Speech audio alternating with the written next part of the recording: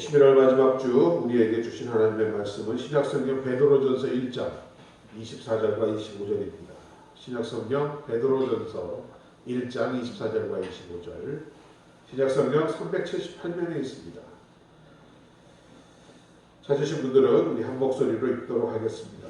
그러므로 모든 육체는 풀과 같고 그 모든 영광이 풀의 꽃과 같으니 풀은 마르고 꽃은 떨어지되 오직 주의 말씀은 세세토록 있도다 하였으니 너희에게 전한 복음이 곧 이 말씀이니라. 아멘. 예, 오늘 방금 우리 함께 읽은 베드로전서 1장 24절과 25절을 본문으로 해서 영원한 것에 근거한 소망이라는 제목으로 우리 함께 은혜 나누기를 원합니다. 이탈리아에 가면 그 밀란이라는 성당이 있답니다. 그런데 그 성당에는 이렇게 들어가는 문이 3종으로 되어 있는데 각각 그 문마다 이렇게 아치형의 문이 있고, 첫 번째 문의 그 아치에는 이 장미꽃이 이렇게 조각되어 있대요. 그리고는 그 밑에 이런 글귀가 쓰여 있다고 합니다. 모든 즐거움은 잠깐이다. 자, 그리고 연이어 이어지는 둘째 문에도 똑같이 이렇게 아치가 있고 거기에는 이렇게 십자가가 새겨져 있는데 그 밑에는 이런 글귀가 쓰여 있습니다. 모든 고통도 잠깐이다. 그리고 마지막으로 중심통로로 연결되는 세 번째 문에는 이런 글귀가 쓰여 있답니다. 따라서 오직 중요한 것은 영원한 것이다. 영원한 것이다. 여러분, 우리도 다 알지 않습니까? 인생의 즐거움도 잠깐이요, 고통도 지날 때는 참 긴 것 같지만 지나버릴 잠깐입니다. 그런데 우리 모든 인생들은 어리석게도 이런 사막의 신기류와 같이 같고 아침해가 솟으면 사라지는 안개와 같은 세상의 보암직도 하고 먹음직도 한 명예와 재물을 붙잡으려고 애를 쓰면서도 정작 참된 영원한 소망을 잡으려고 하고 있지 않습니다. 오늘 본문은 말씀합니다. 모든 육체는 풀과 같고 그 모든 영광이 풀의 꽃과 같다라 합니다.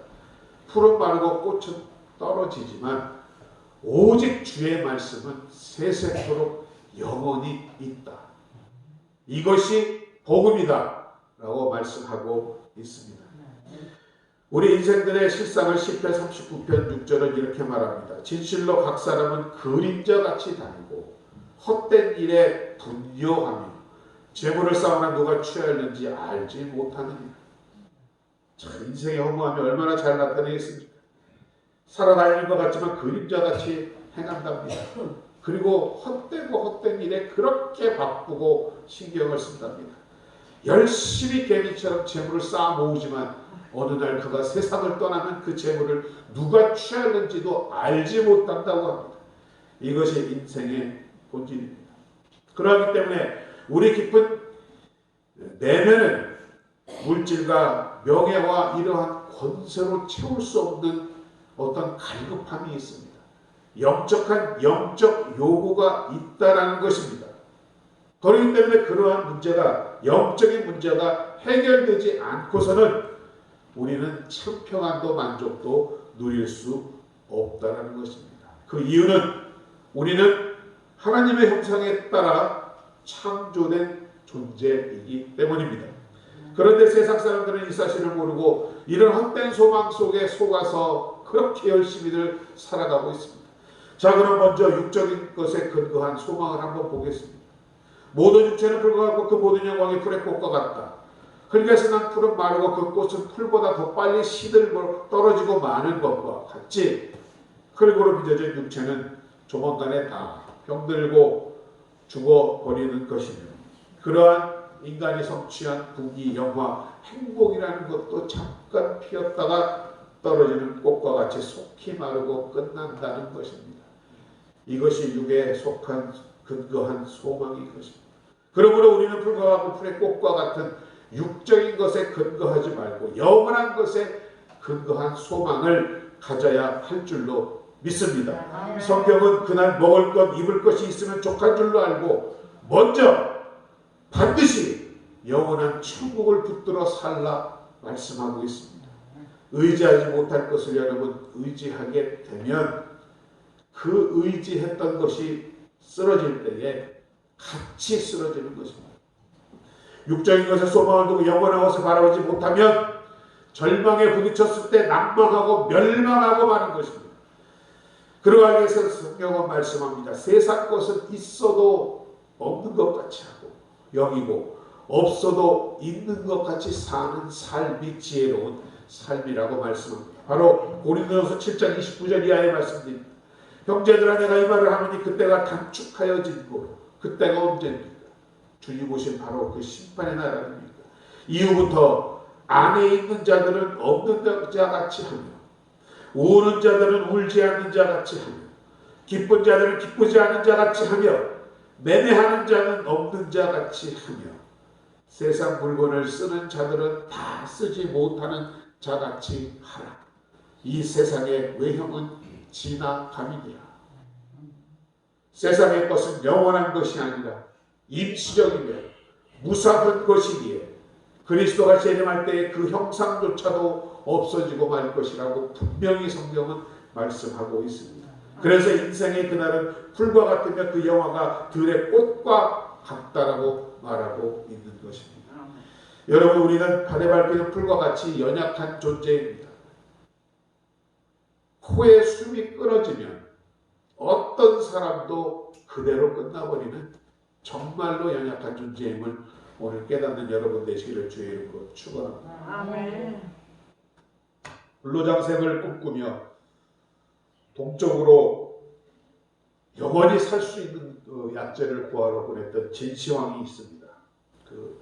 지금도 그 병마갱이라고 발견이 되는 유물을 보면 참 대단한 사람입니다. 그 사람은 1년에 똑같은 음식이 2번만 올라와도 그 요리사의 목을 쳤다 합니다. 자신의 영생을 죽어서도 빌며 그 병마용으로 수많은 군인과 말들을 무덤에 같이 묻었습니다.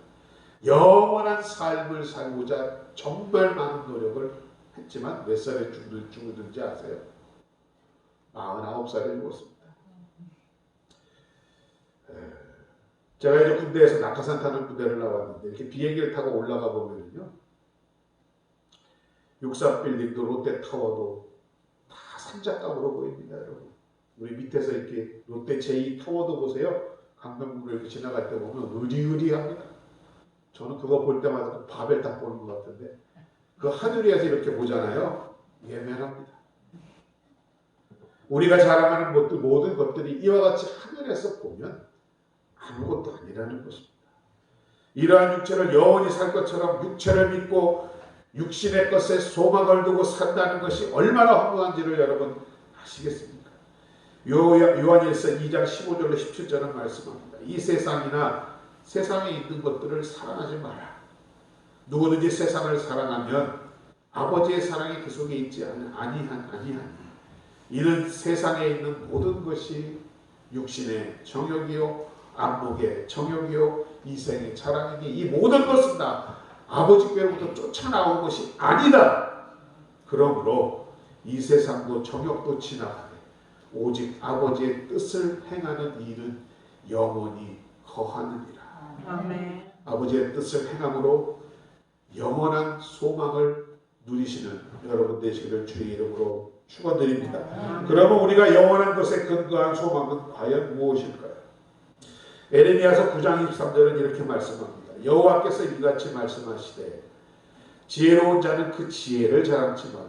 용사는 그 용맹을 자랑치 말라. 부자는 그 부함을 자랑치 말라.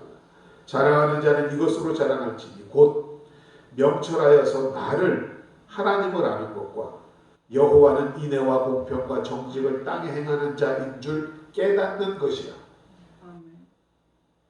무엇을 자랑하라고요? 하나님을 아는 것과 그 하나님은 인애와 공평과 정직을 행하시는 분임을 아는 것을 자랑하라 합니다. 나는 이 일을 기뻐하라. 하나님이 그러한 사람들을 기뻐하신다 합니다. 진실하시며 끊임없는 사랑과 다 없는 헌신의 하나님을 아는 것을 자랑하라 하십니다. 그는 언약의 하나님이며 그 언약을 끝까지 지키시는 신실한 분이시며 행악자들을 처벌하시는 반면 의인을 구원하시며 변호해 주시는 분이라 하십니다. 그리고 여호와의 날에 그 의를 가지고 이 땅을 통치하실 분이라는 것입니다. 이같이 우리는 영원한 것에 근거한 소망을 가질 때에만 참된 안식과 평안과 만족을 얻을 수 있을 줄로 믿습니다. 그러면 구체적으로 그 영원한 소망의 근거가 무엇일까요? 첫 번째로 구체적 영원한 소망의 근거는 바로 첫째로 하나님의 말씀입니다. 영원하신 하나님의 말씀을 믿고 그 말씀에 따라 사는 삶입니다. 여러분, 말씀은 곧 하나님이요 예수님이신 줄로 믿습니다.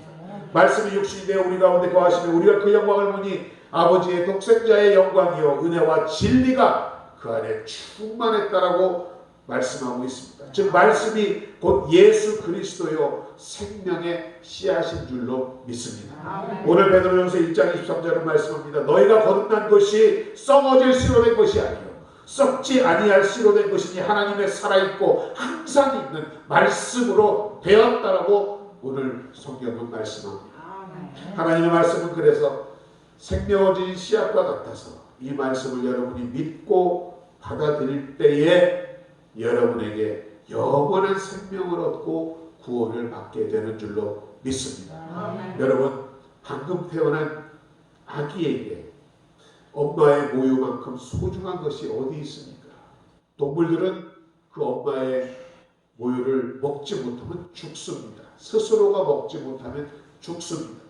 베드로 사도는 말합니다. 갓난아기들 같이 순전하고 신령한 젖을 사모하라. 이는 그로 말미암아 구원에 이르도록 자라게 하려 함이라고 베드로는 말했습니다.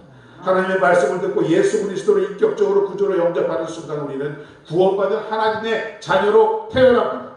그러나 그 구원의 완성을 위하여 신령한 젖을 사모하며 먹고 자라야만 한다라는 것입니다.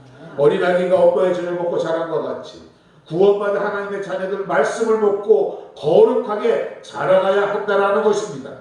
계시록 1장 3절은 말씀합니다. 이 예언의 말씀을 보세요. 읽는 자와 듣는 자와 그 가운데 기록한 것을 지키는 자, 말씀을 읽는 자와 듣는 자와 지키는 자, 복이 있나니 때가 가깝다라고 말씀하고 있습니다. 여러분, 우리에게 말씀 읽기는 하나님의 백성으로서 우리가 할 수 있는 가장 거룩한 일이라 생각합니다. 그래서 성경 읽기를 거룩한 독서라고 말하시는 분들도 있습니다. 요즘도 거룩한 독서에 힘쓰고 계시죠? 아멘. 매일매일 성경을 여러분 곁에서 떠나지 않게 하시는 복된 여러분이신 줄로 믿습니다. 한 할머니가 예수를 믿게 됐습니다.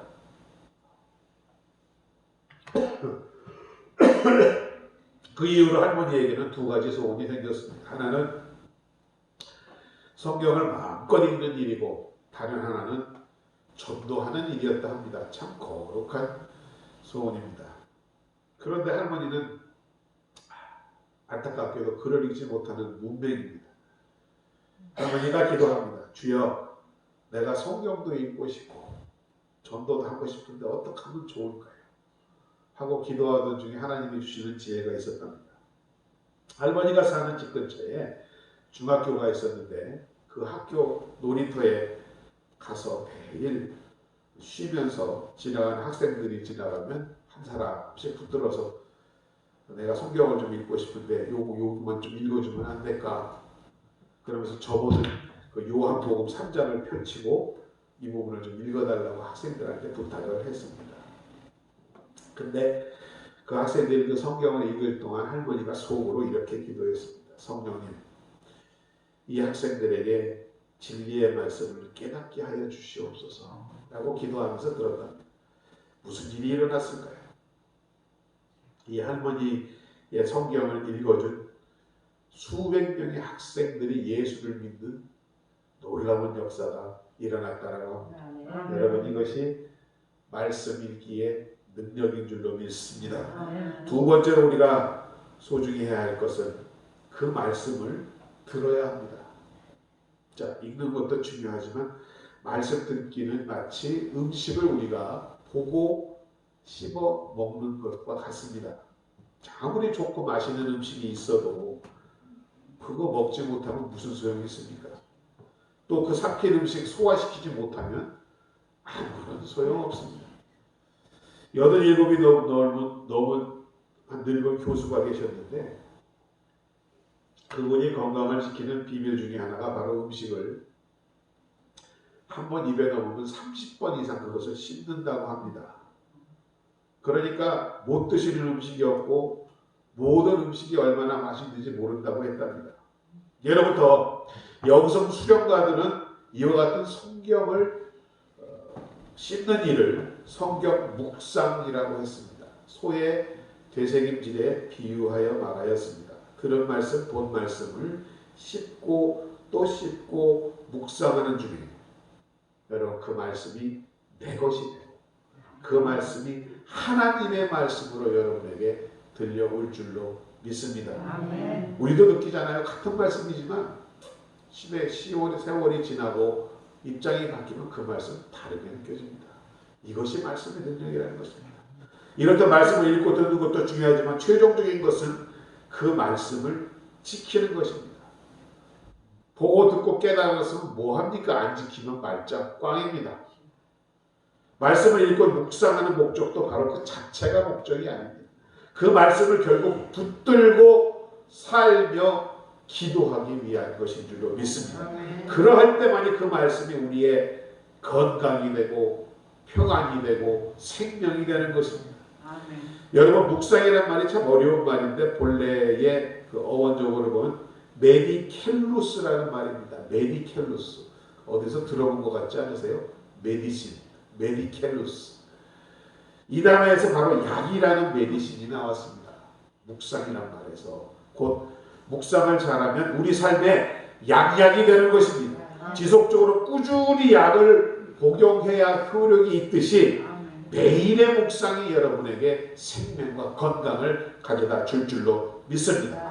그런데 어떤 분들은 묵상을 몇 번 아니 며칠 하고 당장에 무엇인가 일어나기를 바라시는 분들이 있습니다.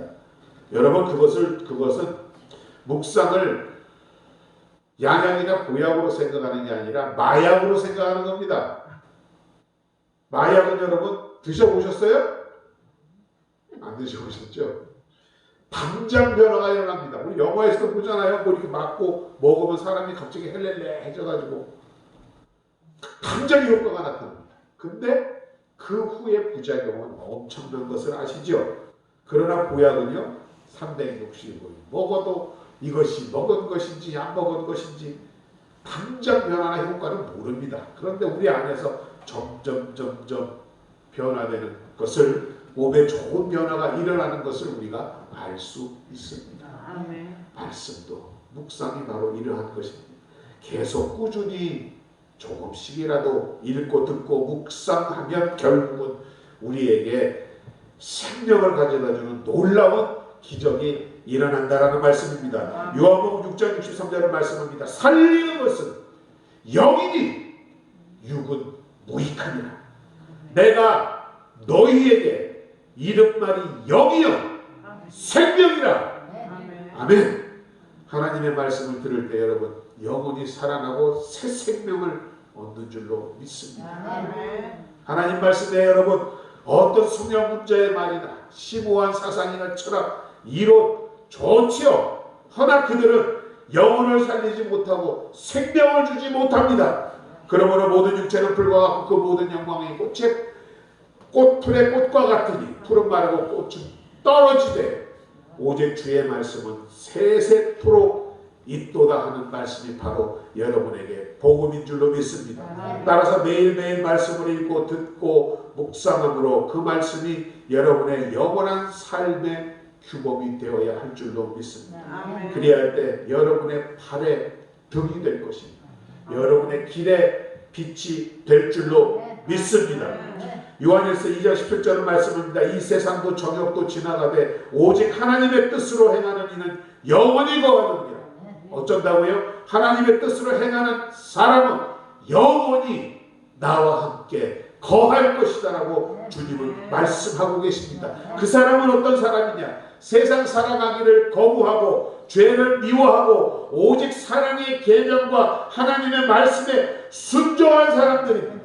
그러한 사람들은 영원히 주와 함께 거할 것이라고 성경은 분명히 말씀하고 있습니다. 왜냐하면 하나님은 그러한 여러분들에게 영원한 생명을 주셨기 때문인 줄로 믿습니다. 육신의 소욕을 따라 행한 모든 것은 풀이나 짚으로 지은 집과 같아서 심판의 불이 임할 때에나 소멸되고 없어지지만 하나님의 말씀을 따라 사는 생활은 금이나 은으로 지은 것 같아서 영원히 남는다고 말씀하는 것입니다. 말씀을 믿고 말씀을 따라 사는 생활은 비록 육신을 입고 이 세상에 살지라도 이미 영원한 생명의 차원에서 살아가는 줄로 믿습니다. 하나님의 말씀에 따라 사는 삶은 반석 위에 집을 지은 것 같아서 육신의 생명이 다해도 심판의 홍수가 몰아쳐도 영원히 승리하는 삶이 될 줄로 믿습니다. 영원한 것에 근거한 소망 두 번째는 십자가 보혈입니다.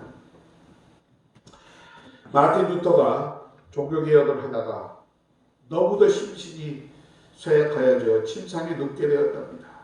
그런데 꿈에 마귀가 나타나서 그가 평생에 지은 죄를 다 기록한 두루마리를 쫙 펼쳐놓더랍니다. 꿈속에서지만 루터는 너무도 놀라서 낙심하고 절망했지만 예수님의 십자가 피공로로 믿고 마귀의 거기에 기록된 것들은 내가 다 지은 죄임에 틀림없다라고 고백을 했습니다. 그러나 네가 모르는 한 가지 것이 있구나. 루터의 이 모든 죄는 예수님의 십자가 보혈로 이미 용서함을 받았느니라 하는 말은 내가 왜 빼먹느냐 했더니 마귀가 혼비백산에서 도망을 꿈에 가더랍니다. 우리도 여러분 제법 믿음 생활 잘하다가도 실족하여 범죄하거나 과거에 지은 죄로 마귀의 송사를 받을 때에 좌절하거나 낙심할 때가 많이 있습니다. 그러나 진심으로 회개하고 자백했다면 예수님의 피로 보혈로 용서받지 못하는 죄는 없는 줄로 믿습니다. 담대하게 이 마귀의 참소를 물리치는 여러분 되시기 바랍니다. 이것이 바로 히브리서의 근거가 있습니다. 히브리서 9장 13절로 14절로 말씀합니다. 염소와 황소의 피와 암송아지의 죄로 부정한 자에게 뿌려 그 육체를 정결케 하여 거룩하게 하거든. 하물며 보세요. 염소, 황소의 피, 암송아지를 태워서도 그것을 육체에 뿌려서 정결케 하는데 하물며 영원하신 성령으로 말미암아 흠없는 자기를 하나님께 드린 그리스도의 보혈이 어찌 너희 양심으로 죽은 행실을 깨끗하게 하고 살아계신 하나님을 섬기게 하지 못하겠느냐라고 성경은 말씀하고 있기 때문입니다. 하늘이 무너져도 온 세상이 나를 버려도 분명히 예수님을 구주로 믿고 그의 피가 내 죄를 대속했음을 믿으면 분명히 하나님의 자녀가 된 것이며 틀림없이 천국에 갈 줄로 믿습니다. 잘못하고 범죄하여 허물이 있지만 하나님께 징계를 받을지는 몰라도 우리의 구원은 없어지지 않는다라는 말씀은 세 번째로 영원한 것에 근거한 소망, 세 번째는 바로 거듭남입니다. 우리에게는 영혼육이 있습니다. 육체는 불과하고 시들고 죽는 때가 오지만 하나님의 형상대로 지음을 받은 우리기에 영혼은 영원 불멸한 것입니다. 그래서 예수님을 나의 구주로 믿고 영접하면 영혼이 거듭남으로 천국 영생 복락을 누리지만 거듭나지 못하면 영원한 지옥, 영생에 반대는 영원한 지옥입니다. 그곳에서 꺼지지 않는 불 가운데 영원토록 고통을 당하는 것입니다. 저 교회 부흥시키려고 그러는 거 아닙니다. 헌금 많이 받으려고 하는 거 아니에요. 그래서 우리 가족, 배우자, 이웃, 자녀들 위해서 제대로 구원받기 위해서 기도하자는 것입니다. 아멘. 영원히 불 가운데서 고통당한 거 상상이나 해보세요. 천국 가서 기쁘실 것 같으세요? 요한복음 3장을 보면 유대인의 그 종교 지도자 니고데모가 밤에 예수님을 찾아옵니다.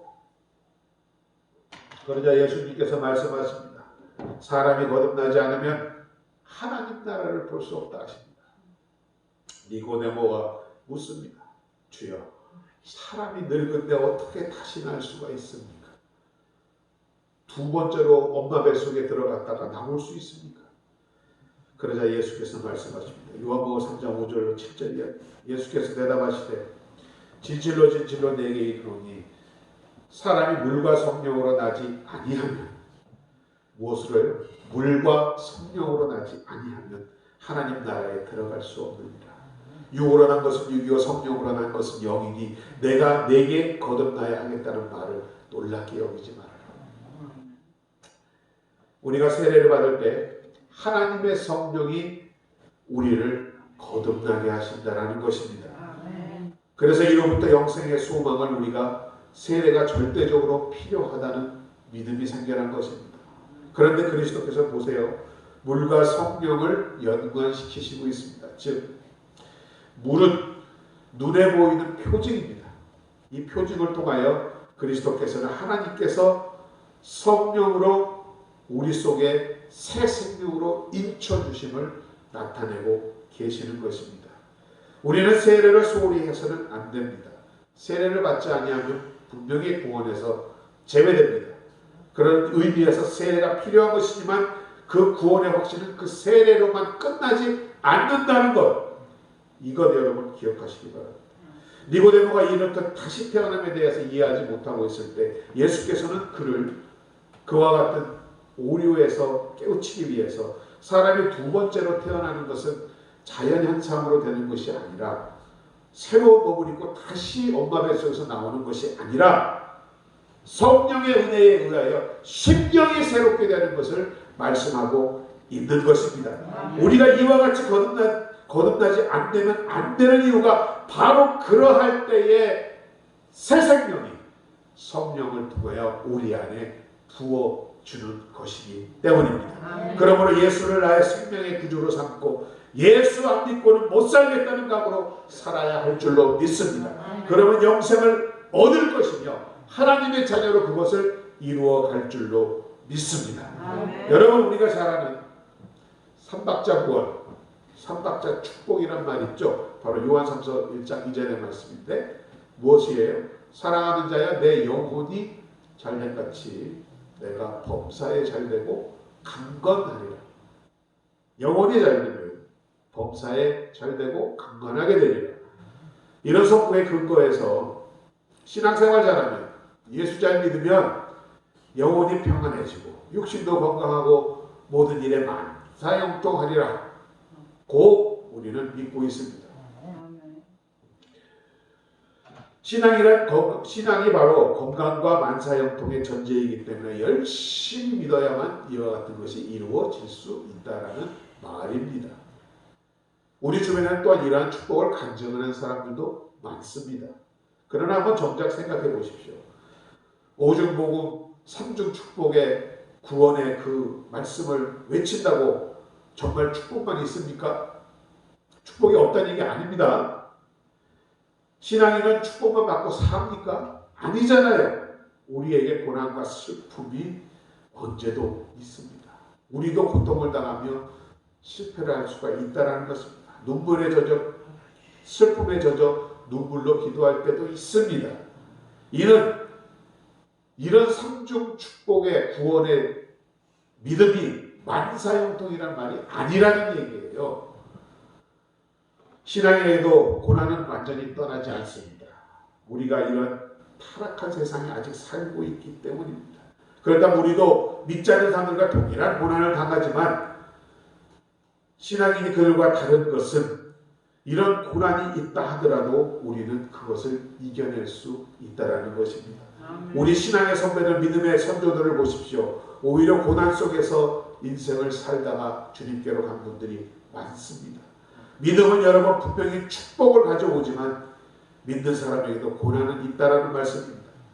그러한 믿음은 바로 이런 역경을 극복하는 데 더 빛이 나는 것입니다. 보통 사람들이 주저앉을 상황에서도 우리는 일어날 수가 있는 것입니다. 그래서 삼중 축복의 신앙이 저는 이렇게 말씀드리고 싶습니다. 축복의 신앙에서 이제는 구원을 이루어 나가는 신앙으로 바꾸어져야 한다라는 말씀입니다. 아멘. 성장해야 한다라는 말씀입니다. 아멘. 매일 말씀을 읽고 듣고 묵상하고 그 말씀에 붙들려 삶으로 말씀이라는 양양이 주는 변화와 생명을 누리시는 여러분 되시기를 주의 이름으로 축원드립니다. 아멘. 흠없는 자기를 하나님께 드린 그리스도의 보혈, 그 보혈을 의지함으로 양심으로 죽은 행실을 깨끗하게 하고 살아계신 하나님을 섬기시는 여러분 되시기를 주의 이름으로 축원드립니다. 아멘. 하나님의 자녀인 여러분은 영원한 것에 소망을 두고 살아가게 되시기를 주의 이름으로 다시 한번 축원드립니다. 아멘. 영원한 것에 소망을 들므로 참된 안식과 만족을 얻는 여러분이 될 줄로 믿습니다. 아멘. 오늘부터 말씀을 기억하며 이러한 삶을 살아갈 때에 여러분의 지금의 삶이 바로 천국의 삶이 될 줄로 저는 확신합니다. 아멘. 오늘 말씀을 붙들고 기도하며 나가시는 여러분 되시기를 다시 한번 주의 이름으로 축원드립니다. 아멘. 아버지 하나님 은혜와 사랑을 감사드립니다. 귀한 주일 오늘도 귀한 말씀으로 우리에게 함께 하시니 주님 감사드립니다. 이 말씀 우리의 것으로 받아들입니다. 우리의 것으로 받아들입니다. 아버지 하나님 우리 안에 뿌리 내리고 열매 맺는 귀한 말씀 되게 하여 주시옵소서. 주의 말씀을 주의 보혈을 아버지 하나님 또한 거듭남을 통하여 하나님께 영광 드리며 구원을 이루어 나가는 하나님의 참된 백성들 삼아 주시옵소서. 예수님의 이름으로 감사드리고 기도드립니다. 아멘. 찬송가 59장 347장 함께 찬양하시면서 예비한 헌금 하나님께 드리도록 하겠습니다.